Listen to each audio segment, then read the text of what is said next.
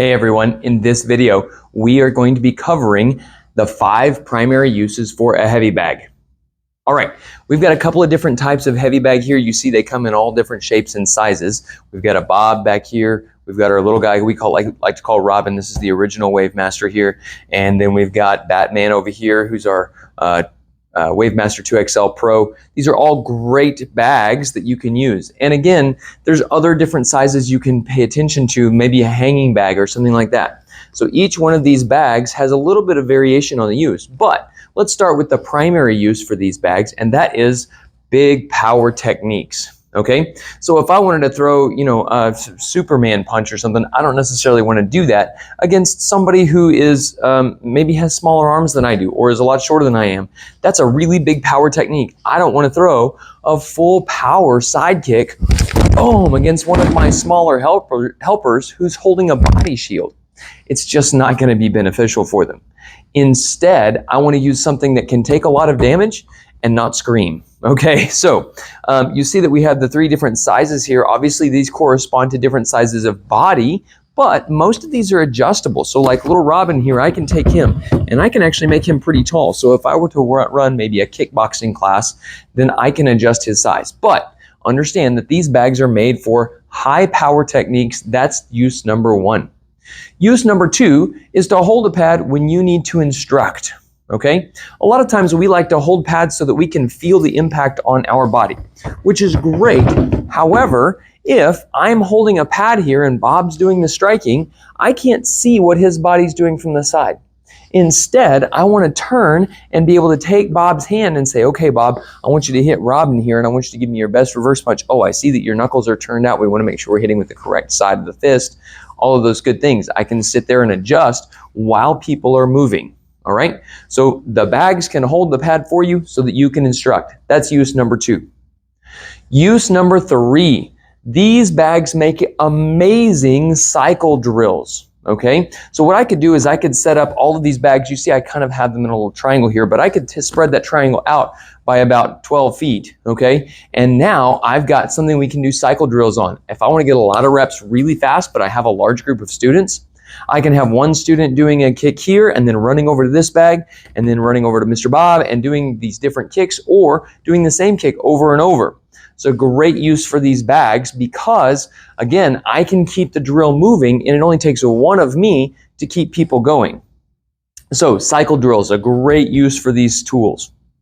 All right, now on to number 4. So use number 4 is for techniques that are high power but also have a low accuracy. Okay, so if I'm holding a square pad for a wheel kick for the very first time, that's probably not a great idea, especially if the student is just learning the kick, because their kick is going to go all over the place, right? If this was my target and it was only this big as my hand, and then somebody's throwing a wheel kick, that's a big, huge kick. They might miss and hit me in the face, right? So that's not super safe for them or for me. Instead, I want to use something like a bag that has a lot of surface area. For instance, if I was teaching something like a back kick, back kicks are known for being inaccurate when people first start. The very first time they throw a back kick, they're here and they turn and then their kick goes this way. Oh no, that's a problem, right? Well, if I'm the one holding the bag and I kind of have it to the side of my body, well, I get kicked. Okay. Instead, we use these big bags that have a lot of surface area, can take a lot of damage, so that if I swing and miss, right, and maybe I booty bump the bag a little bit, it doesn't matter as much. All right. So these bags are great for dynamic striking that has a low accuracy. Okay. The final use for these bags in the set of 5, there are many more uses, but at least the 5 that I want you to know, is that these can become a great obstacle. An amazing way to use these is for stand-ins for maybe a car. Like if you're training self-defense, maybe you're running a self-defense seminar, or you're having people work between some obstacles to work on their spatial awareness or to work on fighting people in an enclosed space. These make amazing obstacles, okay?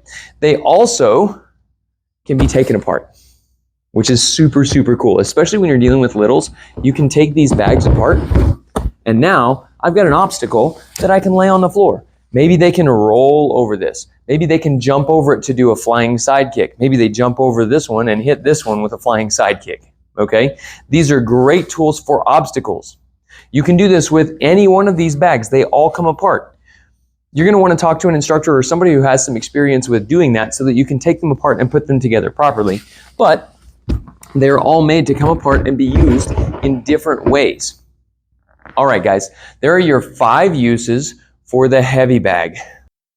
Number 1, they can be used for high power techniques. All right.